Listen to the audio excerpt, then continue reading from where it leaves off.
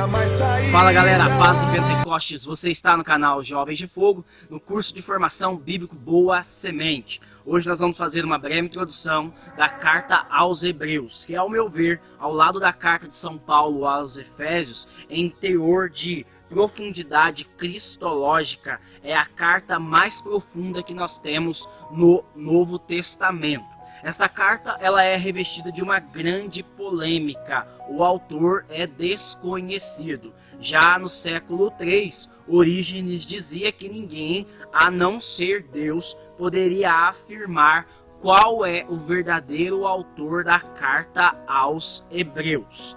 Esta carta ela é uma grande exposição teológica.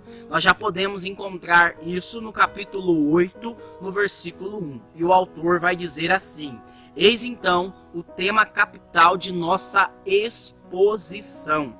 Tal é o sumo sacerdote que temos, que se sentou à direita do trono da majestade nos céus. Então esta carta ela é uma grande pregação expositiva, com elementos teológicos, cristológicos, para dizer para aqueles que eram recém-convertidos que o cristianismo era superior ao judaísmo. Esta carta ela vai ser escrita por causa de um contexto. Qual é esse contexto? A igreja passava por uma grande perseguição. E aqueles que abandonavam o judaísmo e adentravam ao cristianismo passavam por grandes tribulações. Então nós vamos ver no capítulo 10, nos versículos 32 e seguintes, que os bens dos mesmos eram confiscados, muitos estavam sendo presos e alguns estavam ao ponto de chegar ao martírio. No capítulo 12, no versículo 4, o autor vai fazer uma exortação que muitos não estavam resistindo até o sangue na luta contra o pecado. Por quê? Diante dessa perseguição, muitos estavam caindo na tentação da apostasia. A palavra apostasia significa o abandono da fé. No capítulo 6, nós podemos ver uma dessas grandes exortações que nós encontramos na carta aos Hebreus. No versículo 4, o autor diz: há pessoas que um dia foram iluminadas, que saborearam o dom do céu e tiveram parte no Espírito Santo, ou seja, no batismo, que experimentaram o sabor da palavra de Deus e os milagres do mundo vindouro e, no entanto, desistiram. É impossível que elas tornem a ser renovadas e trazidas à conversão enquanto crucificam novamente o Filho de Deus e os expõem a injúrias. Então, quando o autor escreve esta carta, ele tem diante dos seus olhos essa realidade desse contexto de perseguição. E diante dessa tentação da apostasia, ele vai fazer uma grande exposição para dar razão à fé dos mesmos, para gerar convicção e perseverança naqueles que se tornaram discípulos do Senhor Jesus. E nós podemos colocar como palavra-chave dessa carta a palavra superior. Nessa exposição, por 7 vezes, o autor vai recordar os elementos fundantes do judaísmo e ele vai revelar que Cristo é superior. Então nós vamos encontrar que Cristo é superior aos anjos, Cristo é superior a Moisés, Cristo é superior a Josué, Cristo é superior a Arão, Cristo é superior a Melquisedeque, Cristo é superior ao ministério sacerdotal e Cristo é superior a Abel.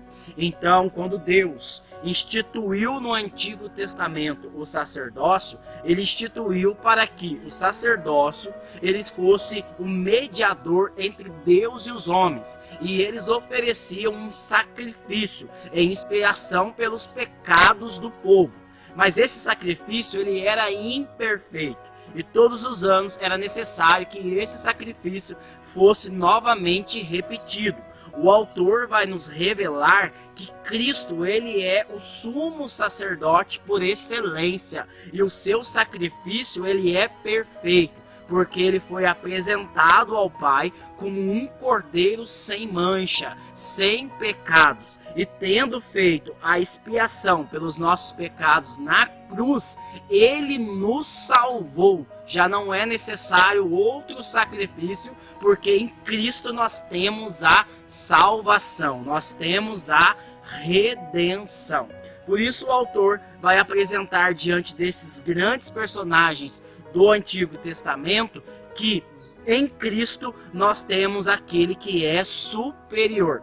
E nós já podemos encontrar esta verdade no prólogo da carta aos Hebreus. E nós vamos ler agora Hebreus, no capítulo 1, do versículo 1 ao 4. O autor vai dizer: muitas vezes e de muitos modos, Deus falou outrora aos nossos pais, o povo de Israel, pelos profetas. Nesses dias que são os últimos, falou-nos por meio do seu Filho, a quem constituiu o herdeiro de todas as coisas, e pelo qual também criou o universo. Ele é o resplendor da glória do Pai, a expressão do seu ser. Ele sustenta o universo com a sua palavra poderosa. Tendo feito a purificação dos pecados, sentou-se à direita da majestade divina nas alturas, elevado tão acima dos anjos quanto o nome que ele herdou supera o dele. Então, nesse prólogo, nós já temos 6 grandes afirmações dizendo que Cristo é infinitamente superior a todas as criaturas. Então, o autor vai dizer, primeiro, que ele é o herdeiro de todas as coisas, porque ele é o único filho, o filho unigênito. Nós somos filhos no filhos, por isso nós somos cordeiros. Depois ele vai dizer que ele é o criador do universo. Então ele é Deus, ele é criador, ele é consubstancial ao Pai, ele tem a mesma substância de Deus, ele é onipotente, onipresente e onisciente. Ele é o sustentador do universo. No Evangelho de João nós vamos ter que nada foi feito sem ele e tudo é feito por meio dele. Sem Jesus nada podemos fazer, porque ele sustenta o universo. Ele é o Redentor, o único, aquele que fez a expiação definitiva pelos nossos pecados, portanto, nosso único Salvador. Ele é Senhor e governador. Então ele rege, ele é o Rei dos reis e Senhor dos senhores. Então Jesus, ele é superior. Nenhum profeta, nem os patriarcas, nem os anjos, ninguém consegue ter essas características que nós encontramos no Senhor Jesus. E uma vez que ele uma vez que ele coloca esse fundamento que Cristo é superior, ele vai trabalhar uma pedagogia. Essa pedagogia é colocada em 4 elementos para que os mesmos não deixem de perseverar, porque só aqueles que perseverarem até o fim, eles serão salvos. Então nessa carta nós vamos encontrar 4 grandes ensinamentos. Primeiro é a pedagogia do sofrimento. Nós vamos ver em Hebreus, no capítulo 5, no versículo 7 e seguintes, que mesmo Cristo sendo Filho de Deus, ele aprendeu a obedecer através do sofrimento. E ele elevou-se a Deus em muitos clamores e também em lágrimas. Depois nós vamos ver a pedagogia da fé. Sobretudo no capítulo 11, nós vamos ver um grande ensinamento da fé. Então nós adquirimos a salvação por meio da fé, porque para Deus nada é impossível. Depois nós vamos ver a pedagogia Depois nós vamos ver a pedagogia da perseverança. Então nós vamos ver no capítulo 12 que o autor vai dizer que diante dessa nuvem de testemunhas que ele vai apresentar nos capítulos 10 e 11, que foram os homens que viveram na fé, nós temos que romper com todos os obstáculos, o pecado que nos envolve, mantendo os olhos fixos em Jesus, que é o autor e consumador da nossa fé. Então é olhando para Ele que nós devemos perseverar. E ele vai encerrar falando sobre a pedagogia da esperança. Gosto muito de um texto que está em Hebreus, no capítulo 6, no versículo 19. Então, são Hebreus, no capítulo 6, no versículo 19.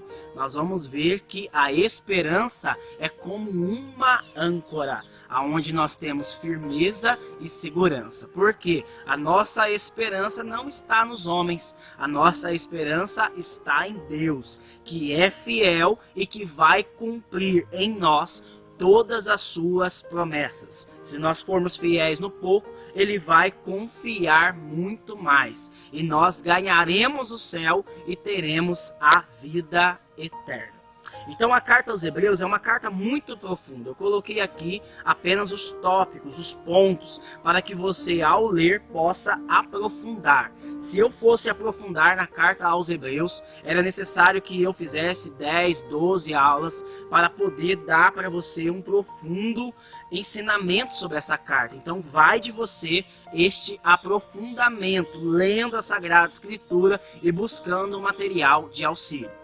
Se você não é inscrito no canal, se inscreva no canal aí, ative as notificações para que juntos nós possamos crescer no conhecimento da palavra de Deus. Que Deus te abençoe, a paz e Pentecostes. Fogo!